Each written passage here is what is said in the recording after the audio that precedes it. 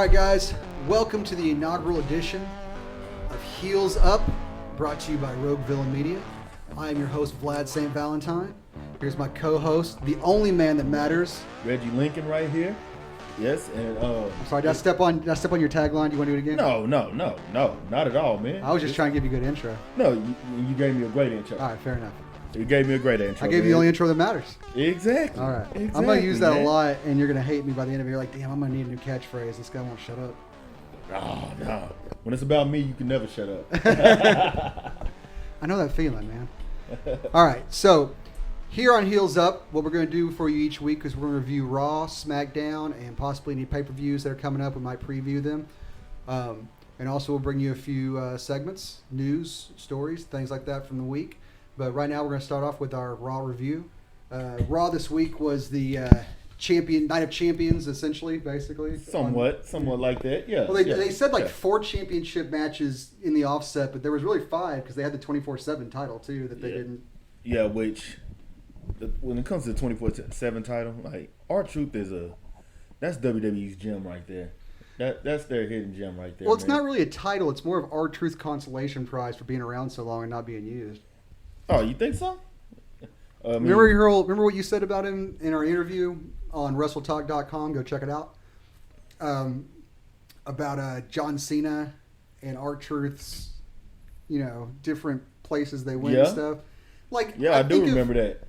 And I said this before. I think of R-Truth like the Tim Meadows of the WWE. He just like in Vince McMahon's Lorne Michaels. He just hangs around SNL for years and years and years, even after he's not really on TV anymore. Just showing up and doing funny bits and hanging out with the boss. Yeah, and we don't forget about him. We never can. And nobody ever nobody says anything bad about him. Nobody can say anything bad about him. Watch his Instagram posts, like him dancing with his kids and stuff is heartwarming. It's amazing, really. Like, I strive to be that kind of dad. I really do. We'll have to get you some funny teeth then. Some of those little insert teeth he likes to do. Oh yeah, which I used to have some of those too. They used to get them at the bubblegum machine and all that stuff. Wax lips, get the cheaper version. All right, so it's Night of Champions, and let's see, we got our note.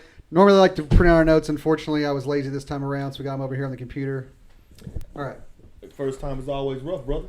Well, what are you going to do? Exactly. The first thing I noticed going on during the matches this week was the Performance Center wrestlers in the crowd wearing other professional wrestlers' T-shirts, which for some reason just seems weird. It does, especially when they're wearing a certain wrestler's shirt, but they're booing that exact same wrestler that comes out. Like, I know this is about Raw, but we've got a script to push, but we also need to sell merch. Just wear the shirt. I don't care if it makes sense. Exactly. Like, listen, pal, you're gonna wear those masks and you're gonna wear them good, all right? I bet that one Performance Center cat on Smackdown tonight who didn't have his mask over his nose is gonna get his butt in trouble. Oh, he really is. Well, maybe not with the boss because he's still advertising. But they gotta cross their T's and dot their I's and everything they do because everyone's watching out for them. So one little slip up, everyone's gonna be like, "Oh, red flag." Yeah, especially since what's her name, Renee Young actually came down with it. Yeah, we'll get into that later. Yeah, we will. All right, so SmackDown starts off with Drew McIntyre out there talking about looking towards the future.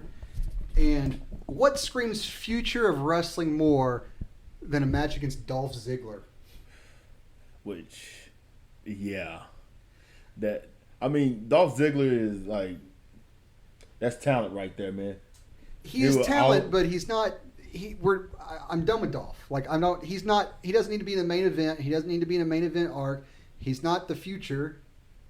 Like, he was the gatekeeper into the main roster for a while. Anytime they brought someone up from NXT, their first mini feud would be against Dolph Ziggler, who they'd beat a couple nights in a row, and then they move on to do something in the mid card until they do something in the mid card until Vince forgets about him, and then we wish they were still on NXT. And then they'll bring up something about how unhappy he is, and then all of a sudden we'll see him again. And they'll probably put the tag title on him. Yeah, they got to put a tag title on him since they're something like that. They reminded us that he's still with Bobby Roode, even though they're going to do that. They have done that, and him and Drew, like, storyline wise, they did have a good relationship. I seen that coming. Like once Drew is the main guy, I seen that coming that Dolph eventually was going to call him out. I'm not saying it doesn't make sense. I'm just saying, and that's why it'll be effective. But we all know it's just a transitional match for Extreme Rules. It's not going to... But it's still going to be a great match. Oh, it'll be a good match. It'll be a great match. I'm not saying... Look, I'm not making the argument that we need a swerve. Dear God, don't watch this, anyone in WWE, and think that we need a swerve ending on these sorts of things. Look, when you build a good storyline that's going to lead to a natural conclusion, it's okay to go to that conclusion. Just because we guess the ending of it doesn't make it a bad ending. No, right? It doesn't. Like, if you write a good story, it's fine. We've been telling the same story over and over and over and over again within the hero's journey. Luke Skywalker, Harry Potter, Gilgamesh. Wait, Gilgamesh. Yeah, it doesn't matter. Point is, predictable's not bad as long as you tell it right. So, I mean, it's just a matter of telling it right. And they will tell a decent story, but it's not... Well, when it comes to storytelling and, Dolph Ziggler did earn that nickname, the Show Stealer. He had he would put on a good show. Well, that's why he was the access point, into the main roster, was because he sells like nobody else and he can put on a good show with anybody. So it's a good way to introduce a new wrestler from NXT to the main roster crowd by letting him work over with Dolph Ziggler, because Ziggles is going to have a good match. I mean, I'm not bagging on Ziggles. I'm just simply saying, Ziggles. He's had his run as far as championship stuff goes. I don't want to see Randy Orton in the championship thing again. I mean, okay, I can go for it, but I don't want to see him in their title run. I'm done with Randy Orton in the title. I've never liked Randy Orton, though. I mean, to be fair. Oh, well, I mean, I have nothing against Randy Orton. I know he was one. I know he is one of the ones that, one of the main key players or whatever in WWE. Always have been since he first started.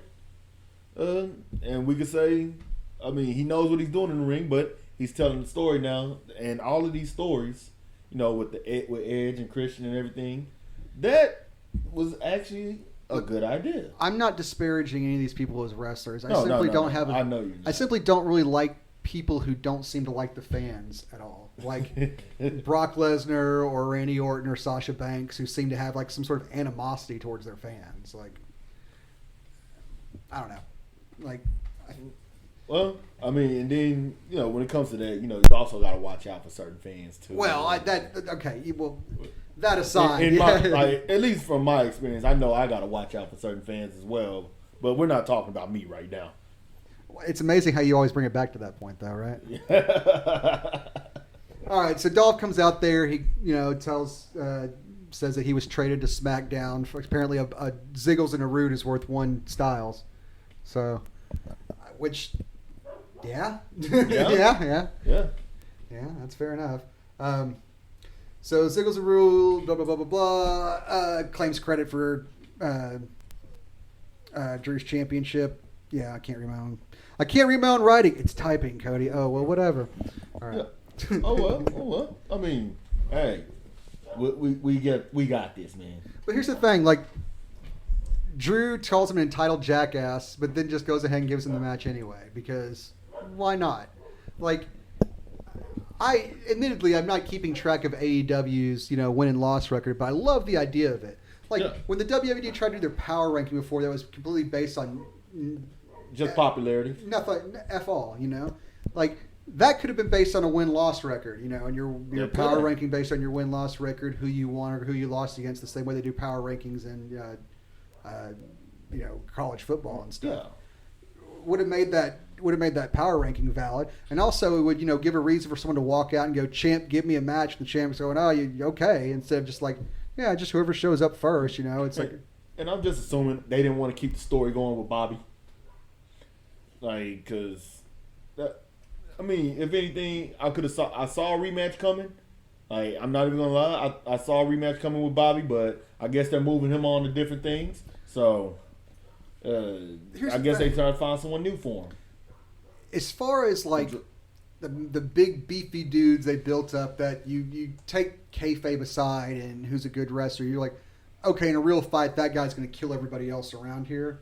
Four men in the WWE, and those are the four I want to see beat each other down: Brock, Braun, Bobby Lashley, and Drew McIntyre. any one of those four at any given time could probably beat the other one in a fight, just a real fist fight, and I would love to see it. It'll be a bloody hell of a mess. But I know you like that. Well, yeah.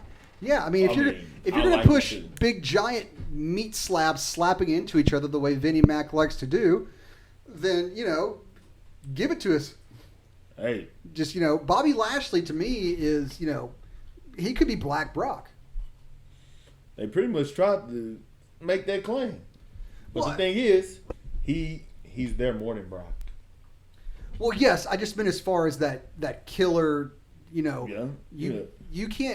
never think anyone's going into the ring to beat Brock Lesnar. It's honestly, and they could have built Bobby Lashley the same way, where you don't think he's gonna like. It's like Goldberg. You don't think Goldberg's ever gonna go into that ring and lose. No. And when he does, it's amazing. Like, oh my God, or that really happened. Spectacular. Yeah, exactly. I mean, I'd say amazing as it's great. It's amazing as it causes. Well, I mean, lately it's expected, honestly, now, because I mean, when was the last time Goldberg won? That was against Well, you know what I mean, the WCW legacy Goldberg. But anyway, I know what you mean. We're rambling now, but anyway, so Ziggles gets his match for Extreme Rules, and it will be a great match, I'm sure, but it'll be a Drew McIntyre win. What are you calling for that one? Oh yeah, definitely calling Drew. Drew is the new Golden Boy now. And this feud will probably won't extend past this. No, it won't. And that it won't. But yeah, Drew pretty much he's the Golden Boy now. All right, so next up, Nia Jax comes out and sits in the middle of a ring, which, they'll start talking, and eventually someone's music's going to hit, and then the last person you expect music would hit, R-Truth. R-Truth, yeah. Which, pure entertainment. Then he comes up and accuses Nia Jax of being Akira Tozawa in disguise. Oh, yeah. You never know what you're going to hear from him. Like, you never know. I'm pretty sure that Akira Tozawa is not even in Nia Jax's weight class. No. Like, I mean, or just class in general. Like, R-Truth would have been luckier if it was Akira Tozawa in disguise instead of Nia Jax. He was, and not trying to body shame Nia or nothing like that. Oh no, Nia Jax is a beautiful she's gorgeous. woman. She is gorgeous. But we're simply talking about if two people step on a scale, the number in front of Nia Jax is going to be bigger than Akira Tozawa. Who's more likely to be on 205 Live? Well, yeah, that's what. Yeah, exactly. I mean, no disrespect to Nia Jax. That's my crush right there. Believe it or not. I believe it. No doubt is crossing this face right now, sir. Oh, well, she's gorgeous. I mean, very beautiful woman. She and that Rock family, though, they're all pretty. Yeah, he's pretty too. Yeah, he is. He's a pretty man. Yeah, I can't doubt that one. Yeah, he's a gorgeous man too. Yeah. All right. So Nia Jax comes out, interrupted by R-Truth, blah, blah, blah, blah, blah. And then Akira and his ninjas show up and run R-Truth off because, stuff happens. And R-Truth is... Everything around R-Truth and the Akira ninjas shouldn't work, but for some reason it does, just because it is... Because they're just that good. Because it's R-Truth, and it's ridiculous, yeah. So that's our producer, Caden, in the background there, y'all. And the thing about it is, it's exactly when you expect, Akira Tozawa, when he comes up to the main roster, he's going to be the same one you see on 205 Live, intense and everything. All of a sudden, you see ninjas. And then this one giant ninja right behind him. Is it a stereotype, though, to give Akira Tozawa ninjas? Is that a bad thing? I mean, we haven't seen stereotypes like although WWE has toned it down with the stereotyping. Every now and then you're gonna get it, which sometimes we can't help it, but it don't make Cesaro look bad. It don't make him look bad at all. No, I don't think so either. I think it's funny. I think it's a good comedy bit as long as it works for him. And honestly, I thought he was always a ninja anyway because of how he moves in the ring. The ha would kind of give him away though while he was trying to hide behind things. Yeah, being a ninja is not exactly a bad thing. Well, no. All right, so Charlotte Flair eventually interrupts Nia Jax, her second interruption. This whole thing was basically a flimsy excuse to get into a confrontation with each other so Charlotte could fake an elbow injury and have a reason to lose to Asuka later on. Yeah. Because they can't have the Golden Girl lose clean without a reason. But you know what? I mean, so that's how you got the arm. It's the Flair. Well, I mean, the angle they were trying to go at with, that Charlotte only gets what she gets because, her dad is Ric Flair. I'm sure they wrote that because Nia Jax is kind of echoing, some of the sentiments of some of the fans who are just kind of sick of seeing Charlotte Flair on NXT, on Raw, and SmackDown, just every week, every show. It's just more Charlotte Flair, more Charlotte Flair, more Charlotte Flair. She's like the John Cena of the women's division. Yeah, but she's more compelling than John Cena, though. I mean, I buy her as a badass more than him. No, I'm just kidding. Sorry, John. Don't beat me up with your old man strength that you're developing now that you're getting older. Yeah, it's like the older he gets, the stronger he is. That's amazing. I think he's just slowly turning into a G.I. Joe, like one of the toys. Like just the buzz cut. He's just slowly turning to molded plastic mounds or whatever. You'll have John Cena with the kung fu grip, and oh man, or like little hands that do the little thug life bit or whatever it was. Word life, yeah, whatever. That was when I was a John Cena fan, man. I went from doing this to my teachers to doing this. Talk about Charlotte. Shoulder arm injury. Oh yeah, the flimsy excuse for Charlotte's arm injury. Her and Nia Jax coming out there so they can have her have an arm injury so she can lose to Asuka later and lose not exactly cleanly. That way, we protect Charlotte, and then Charlotte can go off and do her surgery and take her time off, which she's doing. What she needs anyway. No lie there. Plus, I mean, she needs it. The fans need it. Everyone needs it. It's a welcome break. And then that was the hump that Asuka needed to get over with Charlotte. So I guess that helps solidify Asuka. Really, that's that's. You know what? I'm gonna reevaluate my opinion on this match. This was a good thing because this was basically brings it full circle. What's that? The match brings it full circle. Oh, this is. Yeah. Well, I was gonna say this is Asuka's championship match because she didn't have a championship match. So I mean, this is essentially that, I suppose. Yeah, that was exactly what it was. The hump that Asuka needs to get over. Now she really does look like. Even though she looked like anyway, she's like a more decorated champion now. And this is it shows she is one of the most legit women to ever step into WWE. And at least she's getting more play than Shinsuke. Yeah. Which, I mean, I enjoy Shinsuke. Like, when I watched him in New Japan, I loved him. I was happy when he was in the WWE. He is probably my second favorite wrestler on the roster outside of Bray Wyatt. And I am absolutely and utterly bored every time I see him now because they do nothing with him. It's like go out there and hit your moves and be done with it. Like when Shinsuke came out to the ring, it used to have like an electric feeling to it. It was special. When those strings hit up or whatever, it was now he's out there with Cesaro. He's wearing a cape and Sami Zayn's running around him. He deserves a run with the WWE title. Yes, he deserves that. Yeah, hands down. He deserves it. The fact that he hasn't had it yet is absolutely ridiculous. And look, I'm nobody. Screw my opinion right now, but that is my opinion. What do you think we're doing here? Exactly. Screw your opinion. Listen to his opinion. I need you to listen to his opinion because I need you to like and subscribe to these videos and keep watching. Yes, his opinion's valid, except for his opinion on his opinion. I like that. Yeah. I think. Yeah, I like that. All right, that works. Yeah. All right. So, Charlotte hurts her arm and blah, blah, blah. The announce team plays it up so they can use it later. All right. So let's see what's next. Let's see. The next is the Street Profits cutting a promo with the Viking Raiders. The Viking Profits. That's true. They start cutting a promo, then the Viking Raiders interrupt so they can all just be BFFs together. It was really kind of cute. Like I just wanted to see in one of those videos with them all holding hands while like the turtles played behind them. I can't see any more than that because then we get copyright strikes. That's probably too much right there. Maybe we'll find some music to go along with that. It's like if we sing more than one note of a Beatles song, we automatically get thrown in a gulag. Exactly. Oh my goodness. Yeah. Copyrights.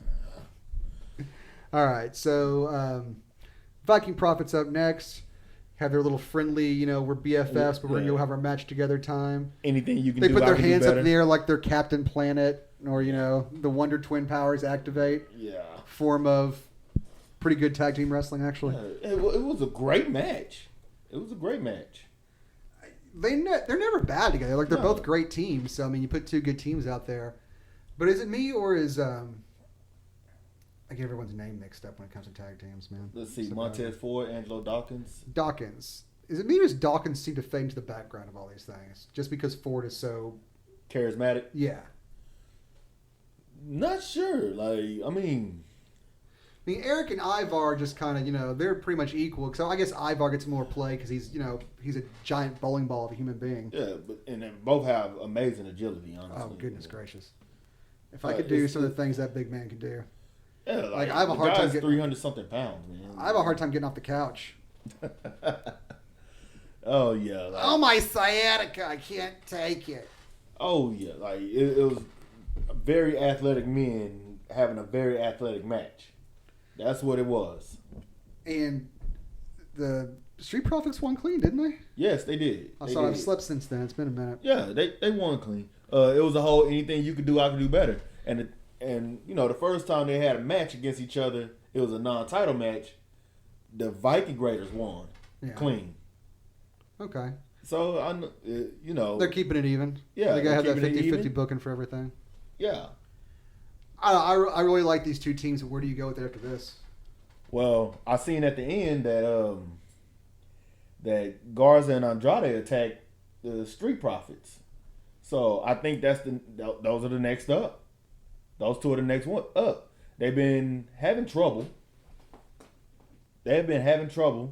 So now that's who's next up for the tag titles. While the Viking Raiders, on the other hand, I know they're going to find something for them. I know. They'll fade into oblivion because Vince McMahon doesn't like tag team wrestling. And if they're not moving to SmackDown or something. Jeez. Yeah, because if you're not in the title hunt, then tag teams kind of get forgotten about. Which is why when they bring a new contender on, you're like, what happened to these guys? They're not contenders. They haven't won anything. I haven't seen them in forever because they don't bother to keep you fresh with tag teams. Yeah. I mean, tag teams are honestly just a complete afterthought when it comes to. Yeah, and the Viking Raiders are not exactly heels. No, so they needed heels to come up next. I mean, they've got this bond with the Street Profits, and if logic dictates they're buddies now, that means they're going to be watching their backs, against Andrade and Angel Garza. So I mean, but when you have that element, when the heels are not out, when the heels are outnumbered, it's not fun, because there's nothing to struggle against then, because you're just whipping the heels' butt because they're outnumbered. Exactly. So like, unless Andrade and Angel, or Selena Vega goes and recruits two more dudes, and then we make this like a big 4-on-4 scrimmage, or scrum. I don't know. 8-man tag. I don't know. I was like that. trying to do a rugby thing, but I don't play rugby because I'm. I don't think that's what they're setting up for. What do you think it is? You got the Viking Profits, and then they brought out Big Show. They're setting up for SummerSlam. It's 5-on-5. Okay. Oh yeah. Okay. Wait. SummerSlam? You mean that's Survivor Series? Survivor Series. That's in November. We got a while to go, man. Yeah, we got a while. Are they even doing? Yeah. When is SummerSlam? Is that August? Isn't it? Yes. Like the end of summer. Or is it next month? It'll be. It's the end of summer. That's when they trot Brock back out. August. When Brock is done hibernating for the summer, and they bring him back out for a match. Yeah. To disappoint us all. Because it's not WrestleMania, so he's not gonna have a long match. He's just gonna have a throw somebody around and leave match. Yeah. And then, it's not gonna be for a title either. So. No, the Viking Raider and Street Profit match was a pretty good match for the Monday night. It was definitely better than I thought it would be. Yeah, anything you could do, I could do better than. The cartwheeling back and forth with everybody doing the cartwheels and stuff, that was fun to watch. That was. So, I mean, they've got a good rapport together. It's good to see the cute little friendship they have. It's really adorable. I'm gonna become like a Raylo for the Viking Raiders and Street Profits. I'm gonna start shipping their relationship and drawing like yaoi drawings of them all cuddling together and stuff and spooning. Yeah, like I can see merchandise on this already. The spoon level would go biggest to smallest. Be like Ivar, Dawkins, Eric, and then Ford. Yeah, that would be the spoon order. Yeah. All right. So next up was the Rollins promo where he says something about something and he's gonna reveal all to Ray soon, and I don't care. I just can't be asked. I'll tell you what I like about this. I like the lower talent that's being brought up from this. Like, agreed. And Seth Rollins is a talented man, but he's just got one of those faces that looks like it should be yelling at you about how his dad owns a dealership more so than beating you up in a ring. Yeah. Do you know what my dad is? Flair right? You know what my father is? After Seth gave his little short, I'm going to get you, Ray. I'm like this whole bit. The whole Monday Night Messiah just came from the fact that people called him CrossFit Jesus. That's where this came from. And you know what I was thinking? Didn't CM Punk do this story already? I don't know, man. I was out during the summer of Punk. I stopped watching wrestling for a while, admittedly. Yeah, Sorry, like guys. Straight Edge Society or one of those things. You know? I mean, either the overly religious-y, culty things all tend to come off the same way unless you kind of go to that backwoods culty thing. Or, like, what Bray did. Like Bray did, or what was the Jackal who had the oddities? Oh, yeah. That's way back then. In the 90s. I mean, yeah. Back when ICP was wrestling. Yeah. 30 years ago. What's that? 30 years ago. You know what, man? Seeing Violent J do a moonsault on WCW Nitro was definitely I popped. A little bit too. I was like, you get it, big boy. You get that moonsault. Even while Shaggy's up there doing the leg drop with those little scrawny ass legs that ain't going to hurt anybody. It's like, why? Oh. Shaggy needs 2 more donuts on him before he can have any effect on anybody. Please don't beat me up, Shaggy. Oh, Hall of Fame somewhere for them. Really? Yeah. Like, I can't say WWE Hall of Fame or Impact Hall of Fame. Look, I am not one of the some kind of Hall of Fame. I am not one of the millions of people who's going to take the swipe at ICP as a low-hanging fruit. I even used to like ICP back in middle school, okay? I had a copy of Big Money Hustlers on DVD somewhere. They're funny. They are funny. Like Comedy Hall of Fame or something like that, or something. The only way ICP Juggalo Hall of Fame. That's it. The only way ICP is ever going to get any sort of Hall of Fame is the way they get into anything. They make their own, and then they're the best at it. We'll make our own record label. We'll be the main person on this record label. We'll make our own TV movies. We'll be that star of the movie. Like, we'll just make our own. Yeah. We'll make our own wrestling federation, and we'll call it Juggalo Championship Wrestling. And like, there you go. JCW Hall of Fame. And then I'm pretty sure on that DVD, the dude in the purple mesh tank top wrestling was Michael Graves. I think so. I'm not certain, but I'm almost positive it was. Which, you know, how did you get Michael Graves to come wrestle? The man's tiny. He's shorter than me. I mean, it's either that or Vampiro. Vampiro's not. True. No, yeah. But he did wrestle with them, so. Well, yeah, but Michael Graves was also in Big Money Hustlers with the rest of the Misfits. Yeah. Although they did say that Jerry only would not leave the set and just hung out for the rest of the shoot. Which honestly sounds like one of those Jerry only things ever. So we're going out for pizza tonight. Go home, Jerry. No, it's cool, guys. It's cool. We'll get some more pizza. It'll be great. Oh, yo. That's good. My That's Jerry really only. good. Yeah, that's really good. He's just gonna sound like a Jersey. All right. I love Jerry only. I'm not trying to bag on the man, but Oh, no. my favorite band. This was my favorite band, but come on, it's the accent. Because the first time I saw him, I was backstage at a show, and he wasn't wearing his makeup. He had like a beanie on, his hair was all down. He had these big, giant like Coke bottle, and like you know the kind of glasses that only like computer programmers wear, or both. Like some of those on, and like he looked almost like Doc Brown from. Wow. So I was like, gee, Doc, I can't wait to hear you guys play Bullet tonight. Oh man, Am I going to hell for that Michael J. Fox impersonation? Yeah. I don't know. I don't make that call, but I mean, I guess it's no worse than my Joe Cocker impersonation. So seems I got to have a change the scene. Whatever, dude, that impersonation made John Belushi famous. All I need is a cocaine problem and to die before my time. Then I'll be right in line with him. Oh man, yeah, that's really good. All right, so All right. and Flair coming out of the trainer for the quick, reminder that she's hurt because we needed that.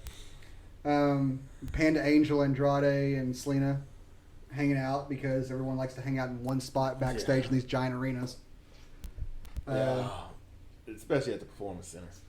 Then Angel commits to one of the most uncomfortable gimmicks during the Me Too movement ever as he hits on Charlie Caruso. I said it's kind of awkward to do that gimmick for a guy who proposed to his fiance in the ring after he won the Cruiserweight title. I don't remember things that happened last week. Was it on Did it happen on 205 Live? It happened on NXT. Oh, well, people should remember that then. Well, Vince And then doesn't he because moved Vince up to the main card. Well, it does. Well, Vince doesn't remember that because Vince doesn't watch NXT. No, he doesn't. So It's pretty good. what's that? Which is why it's pretty good. Which is why. That's the walk off, gentlemen. Let's go. Oh man. Let's go home on that one. Kane got it tonight. I said, and Charlie looks like she's a little uncomfortable with that too. She's supposed to be playing it like she's enjoying it, isn't she? I'm not sure. I'm not sure how she's supposed to be playing it off, honestly. If WWE makes the Speak Out hashtag or the Me Too hashtag into a storyline, like they've hit low before, but that might be like some subterranean drilling at that point. Oh well, yeah. Which means Vince will do it. I mean, within you can't the get next lower few than Katie months. Vick. So Katie Vick was in poor taste, but I think they can get lower. yeah, they have proven me wrong before on that. All right, so after Seth gets done doing his thing, we had Flair do an interview. We had a couple of interviews with Angel and Andrade and Selena and yada, yada, yada. Who cares? I slept through that. I think I was probably getting beer or something during that. Oh, it's wonderful working with old equipment. Hey, like I said, first time for everything, man. Well, that's why I bought you a nice brand new microphone, and I've got the old school Unidyne here. But I don't think it's the mic. I think it's the cable that's giving me the trouble, honestly. So we need new cables. Yeah. Hey, Thing at a time. We're on it. Yeah. We're on it. So again, the reason why I'm Michael buffering it is because we bought some nice swing arm mic stands for these guys, so we could be all professional and swing them in here. And this giant microphone is too heavy for every stand we put on. I tried putting on this big guy over here, this floor stand, and giving him one of the swing arms that mounted the table, but it knocked that over, and then the swing arm fell off the table when he was trying to use it. Yeah. So, And I think that's why mics like those they have hanging down from the air. it does make me want to scream Kennedy twice. Yeah, it does. I can't help it. Mr. Working at Subway now. Yeah, I'm sorry, Mr. Kennedy, don't beat me up. It's going to be our response to everybody. Please don't beat me up. God. I'm not a tough man. I'm not that tough either. I'm what you would call a conscientious object. No, that's not right. Conscientious observer. Is that the one it's called? A coward. I'm a coward. That's what I'm trying to say. Oh, okay. Hey, but at least you can admit that. You know, Most guys can't. Those who fight and run away live to run away another day. That's true. All right. Women's title match was up next, and that was the Asuka versus Charlotte Flair. Yep. Which again, Back and forth. Good match. oh, it was good. They always put on a good match, though. It's Yeah. not to be expected. Although honestly, like my favorite Charlotte Flair opponent is still Sasha. I think they bring the best out of each other. They really do.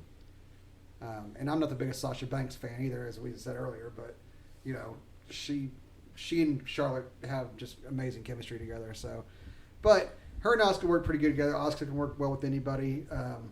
Good back and forth for most of it.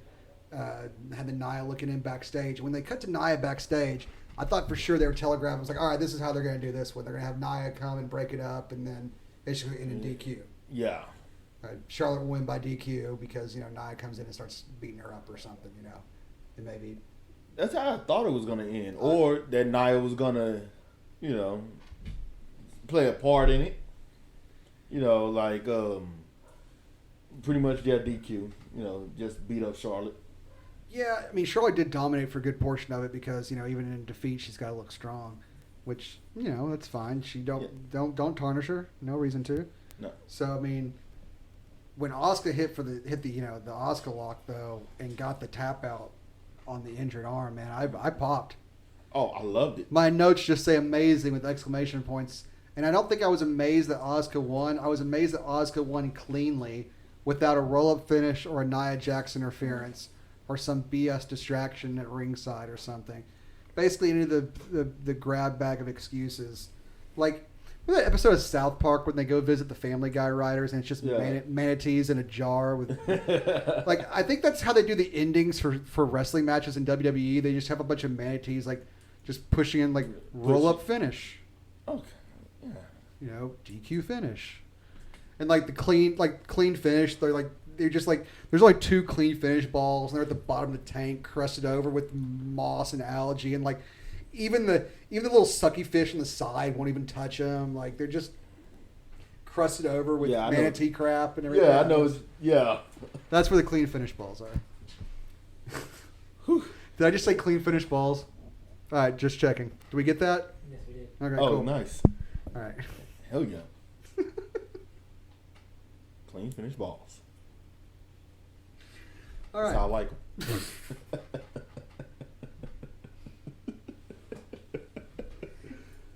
You know what? To be fair, I don't enjoy a swampy sack either. So, Swampy Sack sounds like the worst Southern rock band ever. Oh man, I wonder what the music would sound like. I imagine a lot of like Alligator Dave on meth, but for those of you who don't know what Alligator Dave is because you didn't live in DFW in the last 15, 20 years, he was a redneck who played funny hillbilly songs about spanking his monkey and such because that's what we find funny here in DFW. Yes. Highbrow! Just freeze frame. Just freeze frame and they'll go away. YouTube viewers are like T-Rexes. They can't see if you don't move. Oh, wait, we want them to watch. Never mind. Oh, yeah. Okay. Oh, we had another Nia Jax interview where she threatened Charlotte and blah, blah, blah, blah, blah. Yeah, beat her while she's down. Oh, yeah, that's right. That was the line she said. She would be ashamed if somebody kicked her while she was down. Which was actually a good line. Wasn't a bad line.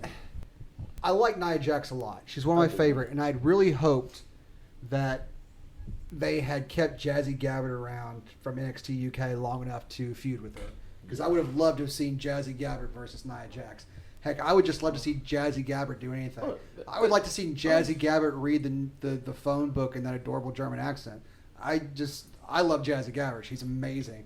She's like a female Dolph Lundgren from Rocky IV, and like, you know, except for, you know, if Ivan Drago bid from East Berlin as opposed to, you know, from Moscow. But like, I'm all about the honestly, the I really think they missed out on something with Tamina and Nia Jax as a tag team. Do you think Tamina's underselling is because of her lack of charisma or because of who her dad is? And because of his past? And so it's kind of like, let's not push a Snuka too hard. Because they don't call her Snuka anymore. No, they just call her Tamina now. But, I mean, we know who her dad is. Well, Everybody knows who that her might be dad just is. because, like, as Vince gets older, he has trouble remembering 2 names. That's why he makes everyone just one name people. Because he can't remember more than one name. Yeah, I think that's what it is. And like I said, it's probably because of her dad's past. Like, 'cause I thought a long time ago that Tamina should have had a title. As long as she's been there, not one title. look, and this is not to bag on any of the like Alexa Bliss, because I love Alexa Bliss. Oh, she's I do too. amazing. But like, if in a vacuum, if I were looking at these two people on the street, I'm like, all right, which one of these people is going to beat me up and hurt me badly? I would go with Tamina. Yeah. Tamina is much more terrifying and imposing. Yes. So, like, And like I said, her and Nia was a great tag team. yeah, you let Nia do a little bit of talking. You let Tamina just take the pinfalls, because that's what happened.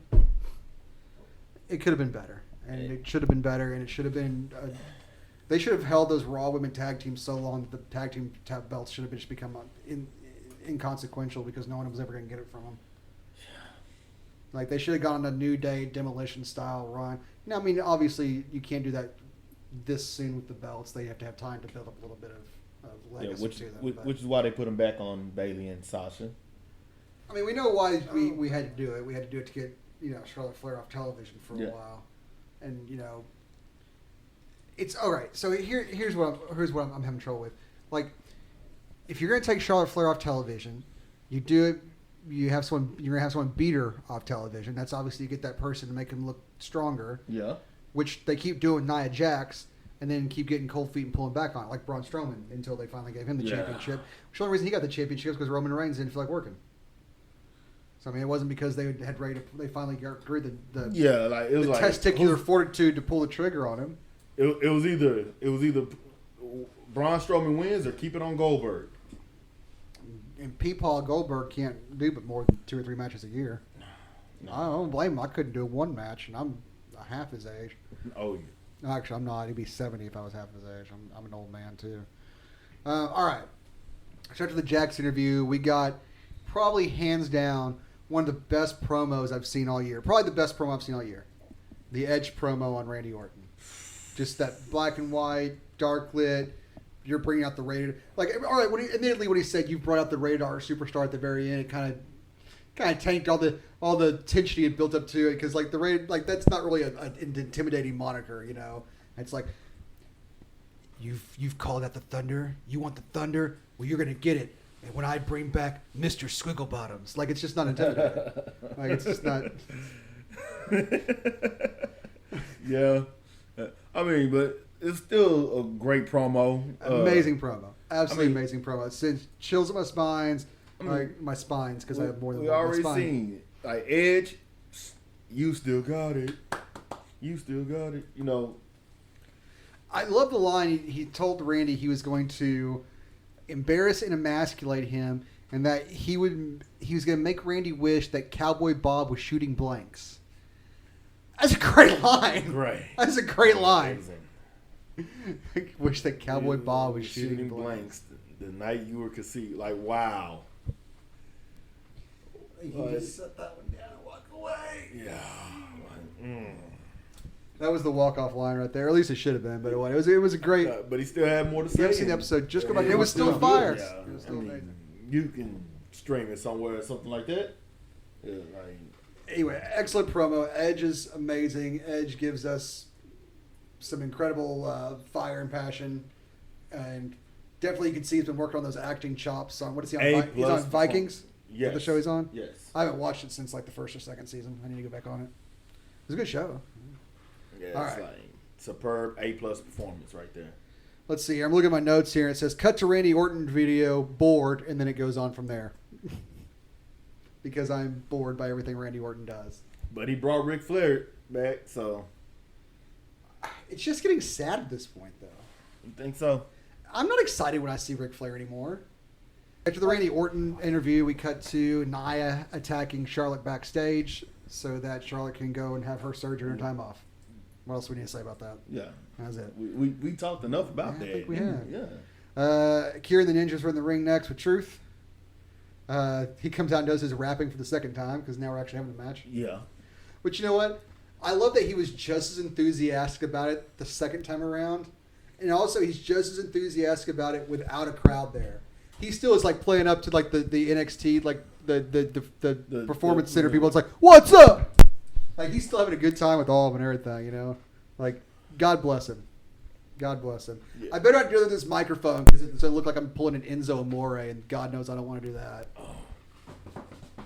Yeah, that. Yeah. Yeah. You know what? As a matter of fact, give me a different microphone. Want to switch? Yeah, I guess I'm a cup of hater over here, but you know, I don't really want to draw any comparisons to that. The dude looks like a weasel, like one of those weasels from Who Framed Roger Rabbit stuck its finger in a light socket. Like that's what Enzo Amore looks like to me. Yeah, I mean, I guess that was the idea. He's supposed to look weird. And all that. I mean, the guy can talk. I mean, No doubt, the guy he can make work a great manager. The dude works a microphone like no other, and he can take a bump, which is why he should have been, if he had kept his, allegedly, if he had kept himself in line enough to not get in trouble with, and not get fired, he could have made a great Bobby the Brain Heenan type character. You know what I mean? Just the cowardly heel manager who can take a bump, because Bobby can take a bump. Oh, of course. So, all right. So the Kira Zazawa match, and then Lashley of all people comes out and interrupts it because R-Truth, was in that match with them last week, and Drew McIntyre. So he had to come out and ragdoll R-Truth for some reason because apparently R-Truth hasn't had enough happen to him in his career. I guess. We had to have a Lashley mauling on top of it. But Akira Tozawa won the 24-hour title, or 24/7 championship. Which congratulations to him. Yeah, I love Akira Tozawa. Yeah. And as soon as you saw that, you knew that was going to be the only title change all night long. Because, they're not going to change. I mean, the other champions just became champions. It's rare to get a title change on a transitional pay-per-view, let alone a Monday night or a Tuesday or a Friday night. Tuesday night. I'm still on the old days. Old days. It goes back and forth from Friday, Thursday. They never had a Wednesday night SmackDown, though, did they? Is that the one day that it hasn't been on? What's your problem with Wednesdays, WWE? It's the only day of the week that starts with W, and you have two W words in your name. I mean, you figure it'd be your favorite. W and E are in the word. Why do you hate Wednesdays? What is it? I guess that's why they gave it to Triple H. And I know what it is. It's Hump Day, and Vinnie Mac. Oh,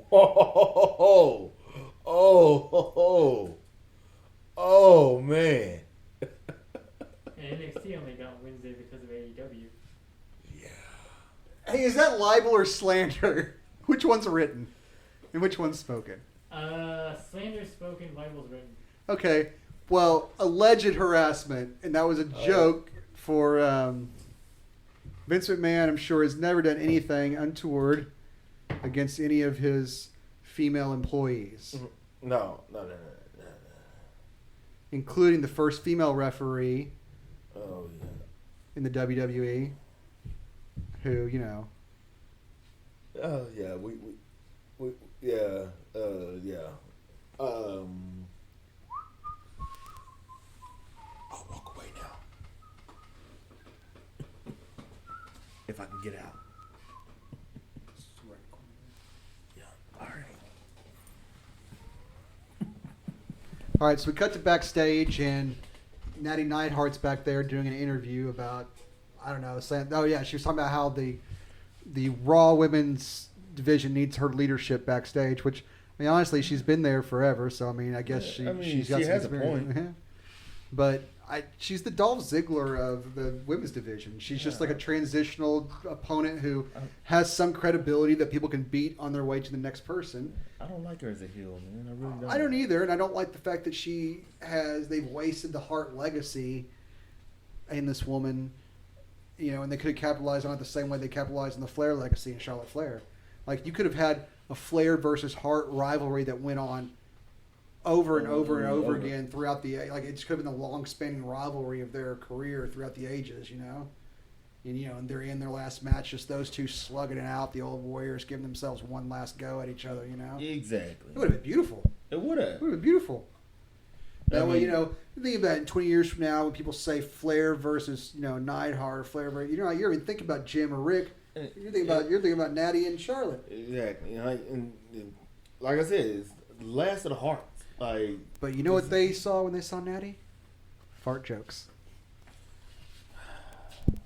Yeah. Yeah. That's all right. Those kitty ears are cute. I need to get the fiance one of those shirts, that little paws out, claws out shirt. I Oh want one of yeah, those. like they try to capitalize on the cat thing. Which you figure would be a home run with everyone on the internet loving cats, you know. It should have been and it's perfect for it was perfect if it was the PG era. But that's when they were trying to make her a monster and everything. Again, wasted legacy. All right, so up next is her versus Liv Morgan, which, like, how are you going to cut Eric Rowan and the Good Brothers and Liv Morgan still has a contract and you're not doing it? You're not doing anything with her. Like, I feel but then the segment after that, like with Ruby Riott and everything. yeah, I came back on the tail end of that when I was out hanging in the other room, tinkling. Oh, yeah. I think they're putting them back together. I think this is a lead to put them back together Because they well. had nothing to do with either one of them. So Yeah. as soon as you run out of crap to do with somebody, you're like, oh, fans still like this person, but I don't know what the hell we're going to do with them. Their first thought is, I'll shove them in a tag team with somebody else who we don't know what to do with. Yeah, and they started out together, but I mean, I feel like those, at least for now, unless they do something more with them, those are two wasted talent as well. Totally agree. I like Ruby Riott a lot. I like Liv Morgan. I even like Sarah Logan. But yeah, she decided to part ways. She had rent fairs to visit, man. She's probably gonna go get into HEMA or something. The historical sword fighting stuff. Oh yeah. You seen that full combat league, that full armor combat league stuff they have? Yeah, I have seen that. The cool video, man, was the one they did, the big competition they had in England, but they had the American team. So you had these guys walking around in full armor with American flag tunics, and one guy had the Texas flag painted on his little pauldron over here. Did I say it right? Pauldron. I think so. Here I've got the masters in history, and I can't even pronounce anything. Of course, it could be the alcohol too. So there's that. We don't do anything unless we're nice and liquored up. And I had 2.5 daiquiris. I think Mrs. Rose should have different plans. You know what I mean? Miss Sarah Logan Rowe, whatever. Hey man, to each your own. I just she was from Tennessee. Wasn't she from Tennessee also? Her and Braun Strowman both were from somewhere around there. I just imagine they were backstage sharing roadkill recipes with each other the whole time. I don't know. Because outside, she's a Viking Raider herself. I think we all know that. That could have been a spot for her too. You could have stuck her as the female member of that group, not as Louisville, yeah. Kentucky, close enough. So, you know what, guys? For those of you guys who are outside of Texas, you're just lucky that we acknowledge there are other states. Yeah. We're so arrogant about our own state. Yeah. We're barely aware other places exist. I mean, we were a country before. We were a country before. It's just us in Hawaii, right? That it? I think so.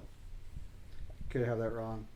Because we were always told that we were that's one of those stupid facts that isn't true, but you've been told it so many times that you just start regurgitating it. The whole Texas is the only state to be its own country. I said that one time in England to somebody, and the person next to me was like, "What about Hawaii?" I'm like, "This is a British person just schooled me on American history. I'm just gonna sadly stop making any arguments about our education system and shut the hell up."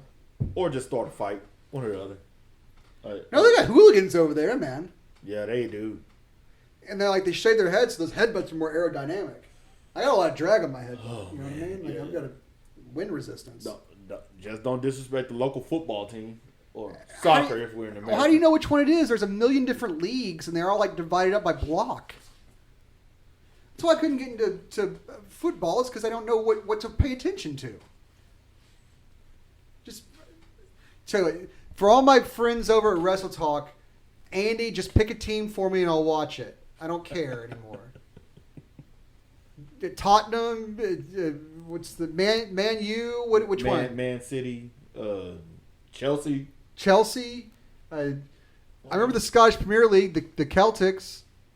Arsenal. No, it's Celtics when it's sports teams, right? The Celtics. Yeah, I remember them. Moss Some fan say used to Celtic, have- some say Celtic. I Well, don't Celtic know. is the people. Celtic is the sports team. Because you certainly wouldn't say the Boston Celtics. That would sound weird. Unless, of course, it was your drunken Irish cousin named Jimmy who just got a fucking, rose and shamrock tattoo. I was going to try and do a Southie accent, but I decided it was going to be terrible. Like, a Southie accent filtered through a Texas one is not, it's not good. Yeah. Like you want to claw your eyes out with a regular Southie accent. I can't imagine one with a southern twang on it. All right, so Liv Morgan does her thing with the Ruby Riott, and I imagine it's not going to actually play out. And then the funny thing is, they cut to Big Show walking backstage, but he's obviously sweating like he's already had his match. Like they obviously shot the interview after the match. Seems later like on, it. Well, because later on when he comes to the ring, he's not sweating anymore. So It's like he dried up. so he was obviously like tired and breathing heavy. He's like, I'm just happy to be here. I look like a giant Sid Haig. Like seriously, if that dude doesn't go as Captain Spaulding for Halloween every year, he's really missing out. So, yeah. Anyway, obviously he shot it in reverse because he's just pouring sweat and trying not to like breathe heavy on this poor woman. Yeah, because he's really a nice guy and everything like that. He's trying not to. He's really not trying to seem like that guy that's sweating all over everybody. Now, to give the man his due though, outside of his prolific sweating, he wasn't even that sweaty. It was just the fact that they obviously shot the match first, then shot the promo, and thought nobody would notice this guy was red faced and sweating out of breath. Like we can see that we're not stupid. Yeah, unless they're like not Show doing is it live backstage. anyway. Well, unless Show is backstage running laps or something, like He just finished his match or he just finished working out, one or the other. doing his DDP yoga. The dynamic existence really gets my heart rate going. We need to do some of that. Stretch out the back. Yeah, I need That'll be one of the DDP next. yoga. That'll be one of the next videos.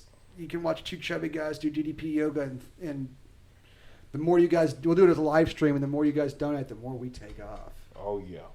Or we should do it in reverse. The more you donate, the more we put back on. You don't Oh know. no, I'm taking it all off. If the new sexual chocolate.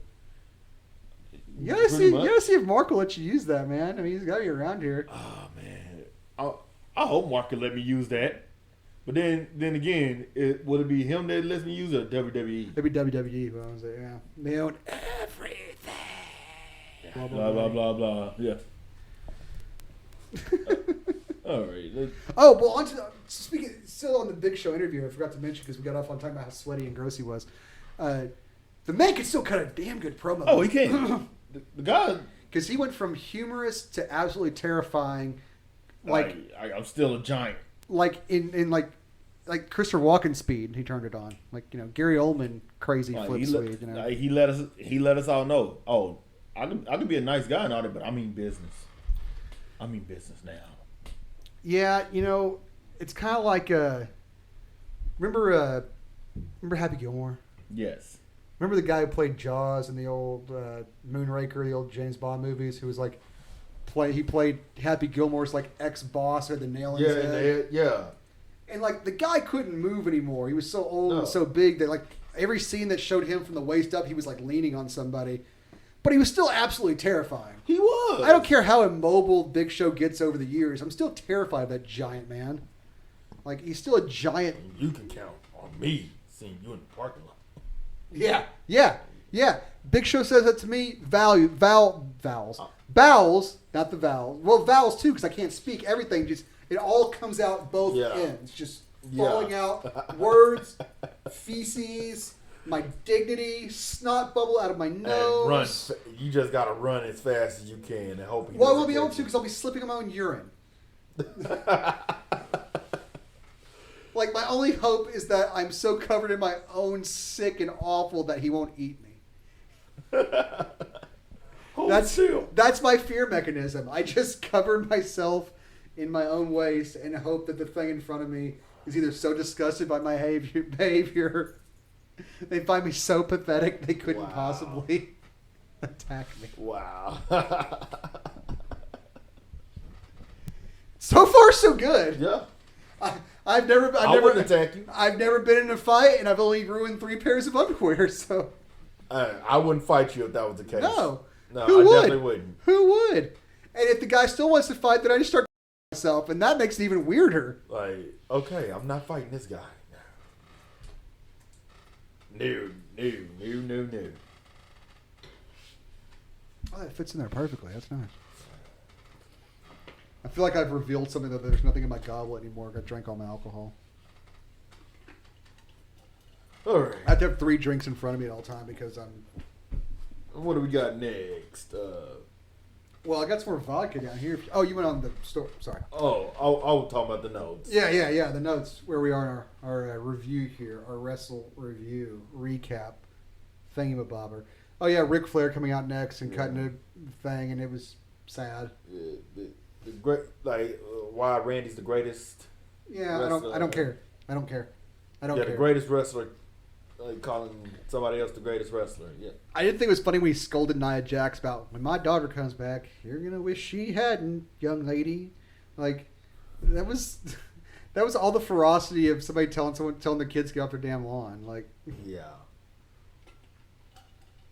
But again, he's at that age to care about his his Kentucky bluegrass and his what's the Kentucky grass called? Is it bluegrass? Crabgrass? Whatever. I'll say it again. Lush. Yeah, that's Kentucky bluegrass and it's crabgrass, right? Yeah. Okay, so I didn't just make that up then. No, you didn't. I mean, bluegrass is music too. So. Well, yeah, that's why I was getting confused. I thought maybe I was just making it up because it's music. Yeah, no, I think they use bluegrass on like golf courses. Okay.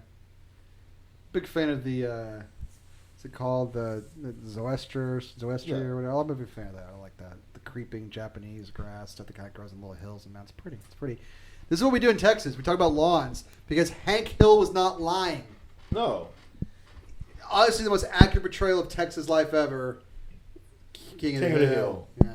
The best Texas anime there Yep. is? What? The best Texas anime there is? It's Texas anime. That is exactly what it is. It is Texas anime.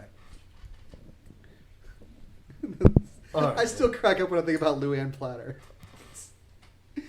It's a food dish here, guys. It's a food dish at a local restaurant. It's funny.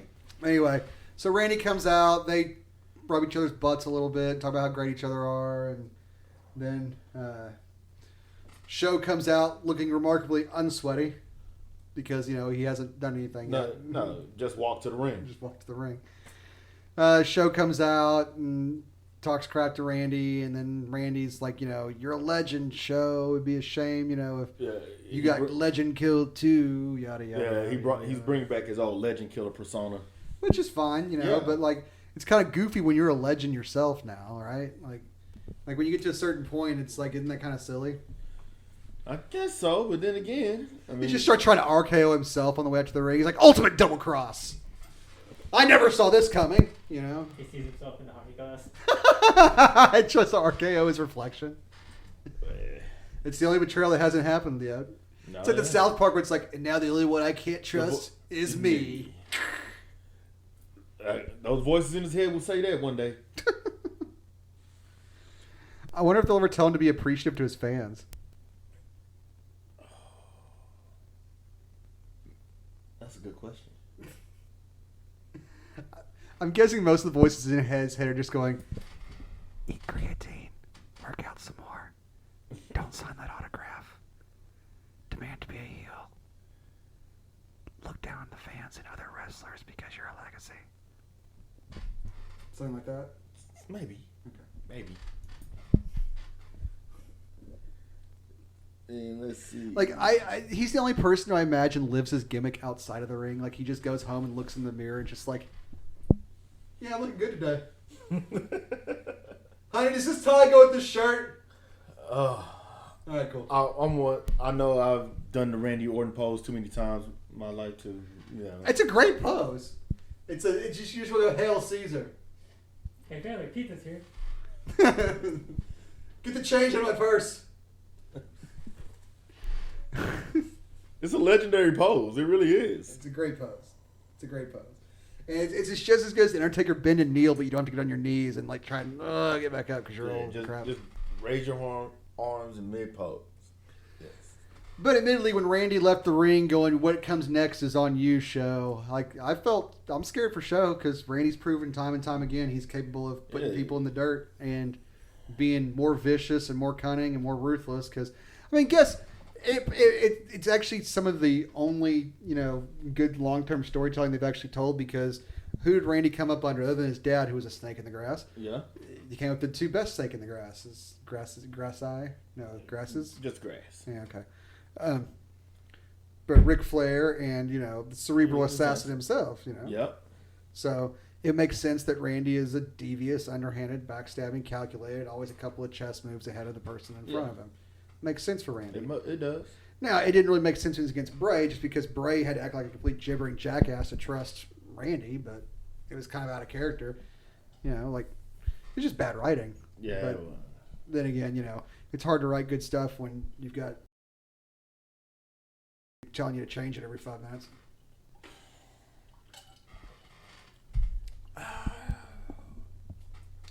Oh, Vinnie Mac. All right, so up next we had the Iconics versus Sasha and Bailey. Yes. And honestly, I was just jazzed to see the Iconics on television. I love those two. I do, yeah. They're absolutely Royce, Bailey, yeah. Precious. Yes. Precious. Iconic. The name speaks for itself.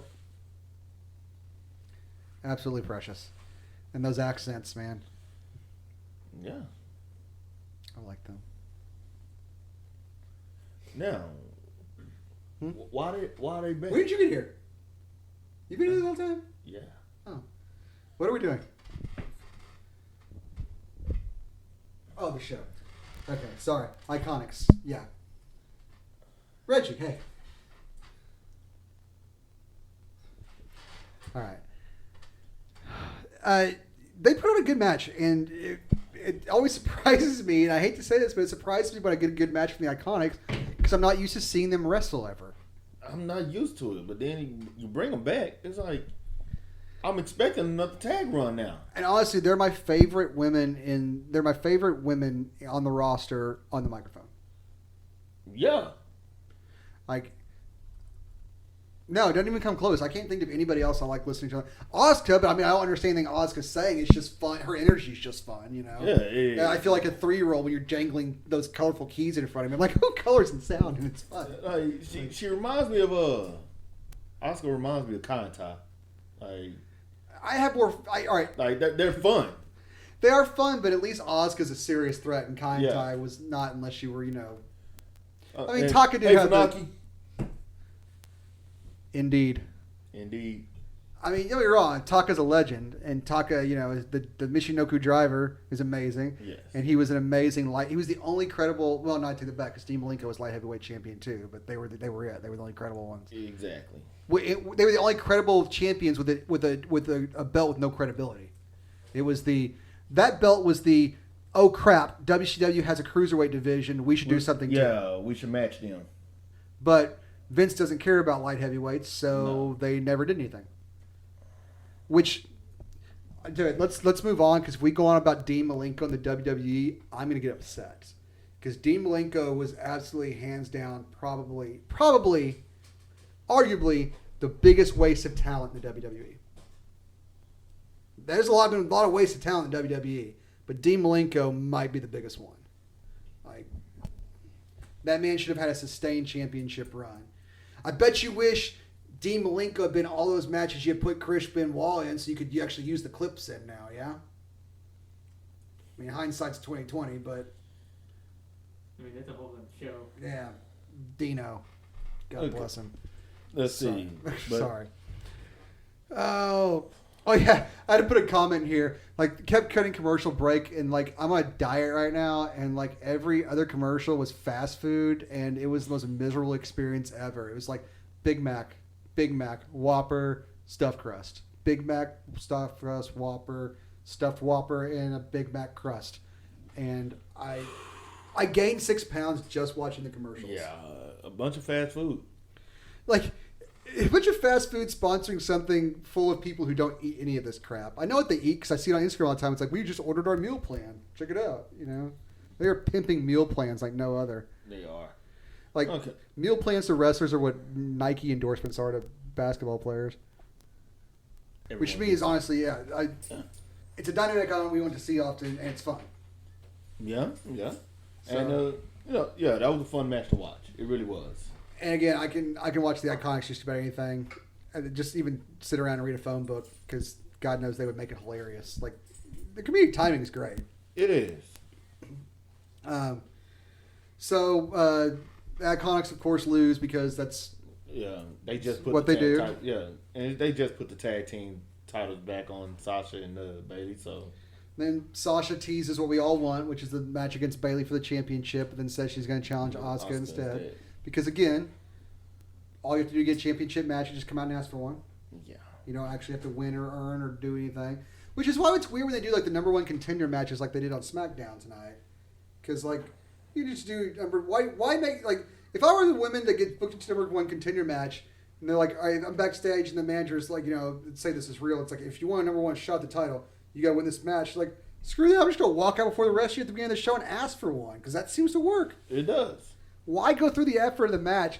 They should have all been fighting each other to be the first one to the microphone as soon as the music started to ask for a match. That's how you get championship matches. Just get to the microphone first. Be the first one down. That's what it seems like. Yeah. Oh, I feel good. All right, so doobie-doo. We had another commercial break in the middle of this because it's like watching the NFL at this point. Yeah, it is. Just hurry up and score already. But Sasha locks in the bank statement on Royce. Royce taps out. As my notes just say yup because that's yup. We expected that. We got the promo afterwards, like we said. Asuka comes out, accepts the challenge for Extreme Rules, then gets blindsided and has a 2-on-1 beatdown for a little bit. Meh. I mean, whoever wins or not whoever wins, basically one or the other of these two people need to move on to Bayley next. I know that Asuka and Bayley are on separate shows as the champions, but if Bayley would get pissed off that Asuka beats Sasha and then tries to get revenge for a friend, or Asuka's pissed off that Bayley tried to interfere in the match, then we can do like a title versus title. We could, and then they're slowly but surely playing it up like how Bayley is taking advantage of Sasha. Yeah. I see that too. Like they're slowly playing that up because you notice like somebody challenges Sasha. Sasha wants to back up. Bayley just screams, "Yeah, she'll accept." Like it's that friend that doesn't like. Bayley became that friend that doesn't shut up, and that will get you in trouble. It's real like growing up. You have like the friends who like were quiet and had the loud girlfriends would pick fights for them. It's like, you shush! I do not want to beat this guy up. My boyfriend will kick your butt. Lady, woman, he is a foot taller than me. Yeah, He's got 200 pounds on me. I'm not beating anybody up. Yeah, like have my wallet. I done got into fights just because some girlfriends did that. Not mine, the other girls. They're mouthing off to you. Now you got to beat their boyfriend up. Yeah. I'm like, this didn't have to happen. You could have just walked away. It's a salad. Like, just send your boyfriend over here. Let me slap him around a few times. We'll call this end of the day. All right. So up next, we got the MVP and Lashley promo. I guess real quick, I should ask. What do you feel about Asuka versus Sasha at Extreme Rules? It's going to be a good match. Yeah. It's going to be a good match. But I see Asuka coming out on top. Oh yeah. It's about like the Ziggles match. I mean, it's got a little more credibility than that. I mean, Sasha's got more of a chance to win than Ziggles does, but it's one of those like transition championship match. Like you might as well just say you don't need to buy this pay-per-view. All right, we cut backstage. MVP's cutting a promo with Lashley talking about Apollo Crews and how he needs to join their little stable if he wants to be a long-term United States champion, since MVP himself was the blueprint for that, which honestly I thought was more John Cena really when you think about it, but MVP has made his legacy with that title. MVP The has fourth made longest reign ever. Is it the fourth? I thought it was higher than that as far as one of the longest reigns go. thought just Cena had more collective days with it. Oh, collectively, not sure. I mean, like just Yeah, I straight- understand. Yeah, yeah. I thought, yeah.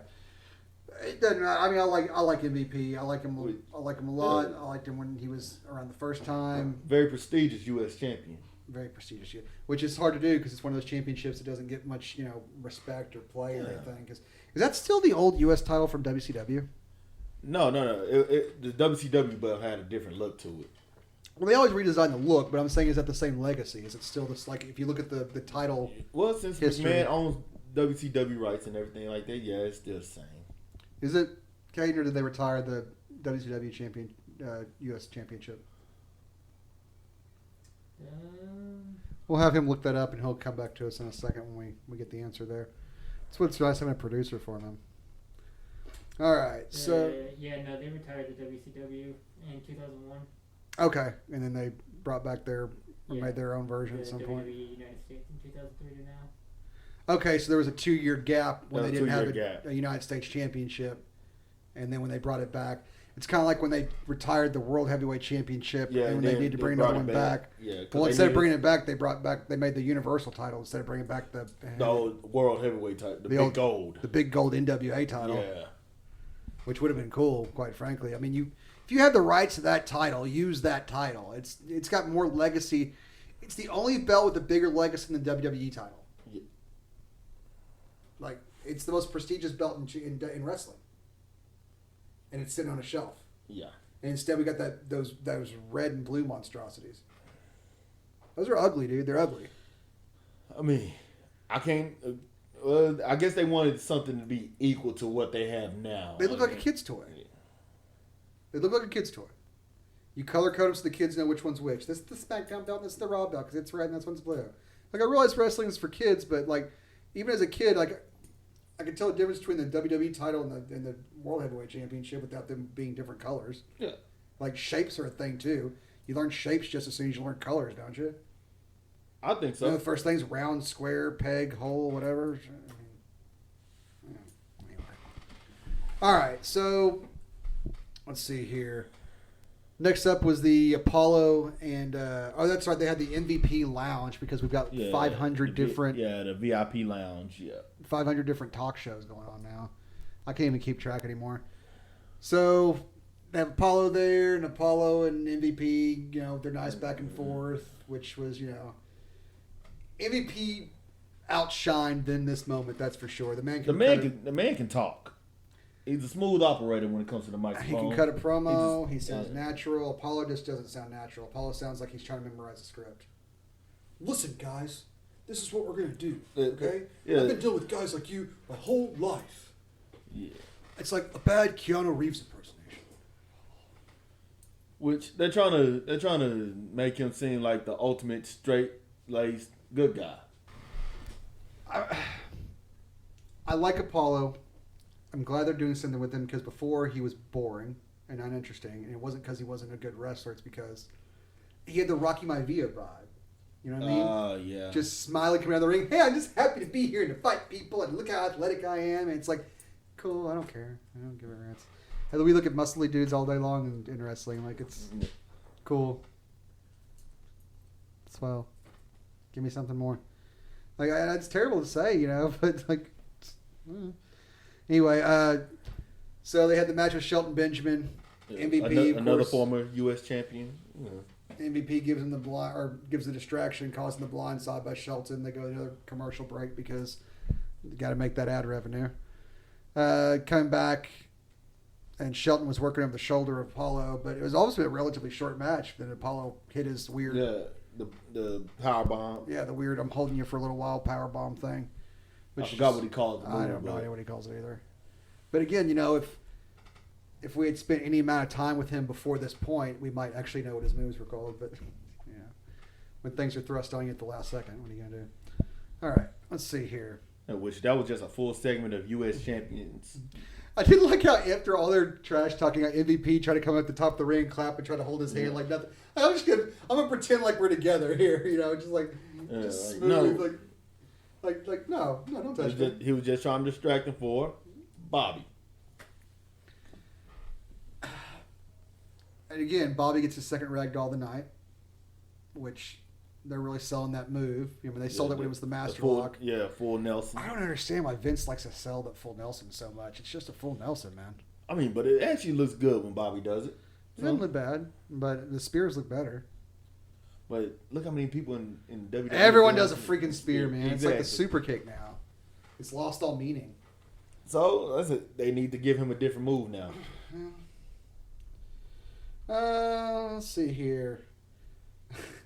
The next one notes, it says, "Oh yeah, Rey is still up," because I completely forgot about Rey Mysterio at this point. Yeah. And Seth MacFarlane. No, Seth Rollins. That's the one. I would have rather watched him wrestle Seth MacFarlane, actually. Oh, I love Seth MacFarlane.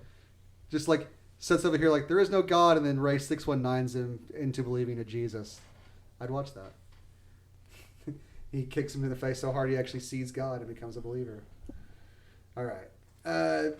Yeah, Ray comes out with his son, and they do this like heart to heart in the middle of the ring speech, like a conversation you would never wait to have in the middle of a damn ring with cameras on you. Yeah. Like the conversation you would have had back home like a week Pretty ago. much father-son moment, a loving father-son It moment. wasn't bad. Dominique, man, it's funny because he's like 2 feet taller than Ray, but his voice is like 4 octaves higher too. So it's like He's listen, like, Dad. he I'm gonna still, kick. Listen, Dad. I mean, he's still the kid. Tell me. It's like, Yeah, at the end of the day, he's still the kid. Ray's kid. what was the old Richard Pryor bit where it's like, it's like we were talking about Dad's like, hey Dad, can I borrow the car? It's like, better get that bass out of your voice when you talk to me. Dad, can I borrow the car real quick? Thanks. Yeah. Like Ray said it to his son too many times, and now Dominic can't help it. He's just like, hi Dad. That bass out your voice down. All right. Ray tries to tell him, I'm going to do this alone. I've got to do this alone. And my first response to that was, why? Why? What logic is that? Like, they didn't attack you alone. Now, you're a father, as we've seen tonight, all of us. I imagine one of the things they're really playing up with, and one of the good stories like this, something that's going to actually draw emotion and drama, was the whole idea that a father was incapable of protecting his son, and the futility the feeling of futility that brings on. Yes. And the frustration and the desire for revenge. Yeah, this is gonna lead to Dom's in-ring debut in wrestling, I guess. Which, I mean, he definitely have experience. In WWE already. He had experience when he was 8. So The who's your daddy match or whatever it was. Man, like you thought that was a joke, but look how tall the kid is. Like I'm starting to think that wasn't so kayfabe. kayfabe after all. Please don't beat me up, Rey Mysterio. Said it. You think they'll give him a mask? Hmm? Think they'll give Dom a mask for his first match? He'll put the mask on. That'll be the beginning of his career. I'm not even sure what they'll do with him.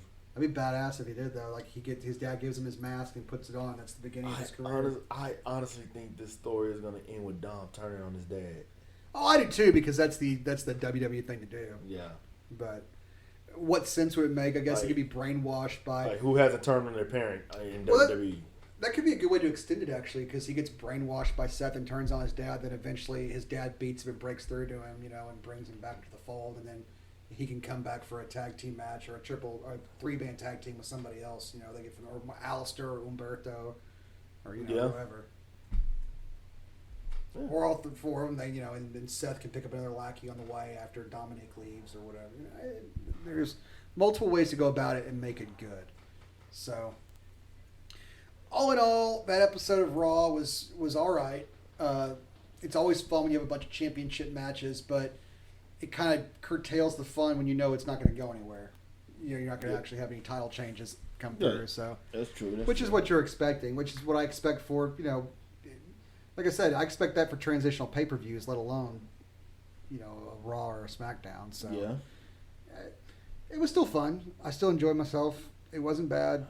There was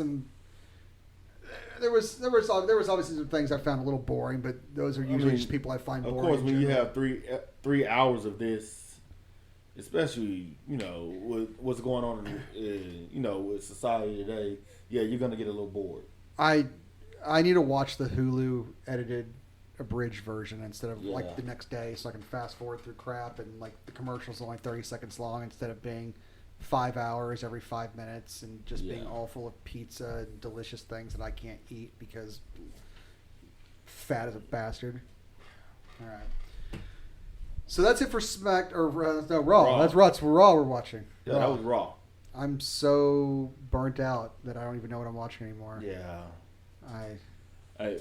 It happens, man. It happens. Huh? I said it happens. Oh. Yes. All right, so on to I need one of those sign-offs like SNL, like all the fake SNL news reporters have, like the Dennis Miller. I am out of here, like one of those. We'll think about it. We need one. We need a sign-off. We need one.